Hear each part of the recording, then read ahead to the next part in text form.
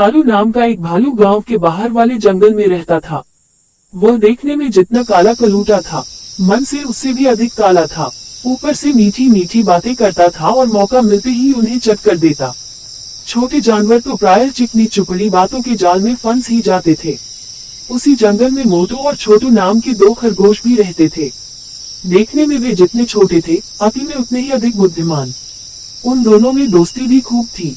दिन भर दोनों मिलकर उछल कूद मचाते और खेलते रहते। बातों ही बातों में कालू भालू का जिक्र आ गया।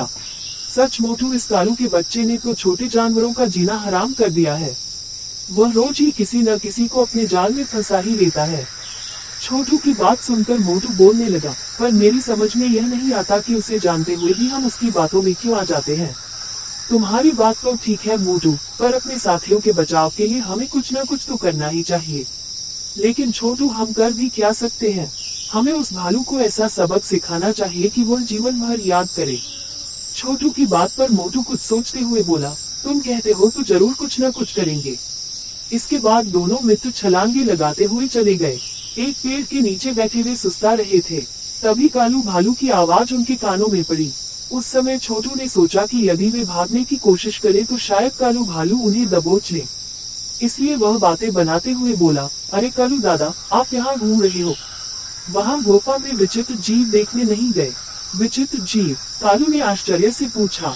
और नहीं तो क्या, आज जंगल के कोने वाली गुफा में जाने कहां से एक विचित्र जीव आ गया है। उसका शरीर सांप जैसा लगता है, मुंह शेर जैसा और पूंछ लंगूर जैसी। सभी जानवर उसी को देखने गए हैं। अच्छा, तो मुझे भी वहाँ अवश्य जाना चाहिए, कालू भालू बोला। कालू भालू वास्तव में ही उनकी बातों में आ गया था। वह उन्हें फांसने की बात भूलकर गुफा में आए विचित्र जानवर को देखने के लिए मुड़ने लगा। तभी छोटू ने आवाज लगाई, कालू दादा, तुम्हें याद है न कि उस विचित्र जानवर का मुंह शेर जैसा है? उसका मुंह देखकर डर मत जाना। आप ध्यान से गुफा में घुसकर उसे अच्छी तरह से देखना, बड़ा आनंद आएगा आपको। छोटू की बात सुनकर कालू अकड़ते हुए बोला, शेर का मुंह तो क्या। इतना कहकर कालू भालू विचित्र जानवर को देखने की उत्सुकता में गुफा की ओर चल पड़ा। उसी समय मोटू और छोटू खरगोश भी दौड़ते हुए दूसरे रास्ते से गुफा के पास पहुंचकर छिप गए। थोड़ी देर बाद कालू भालू गुफा के पास आया और इधर उधर झांककर गुफा के अंदर जाने लगा।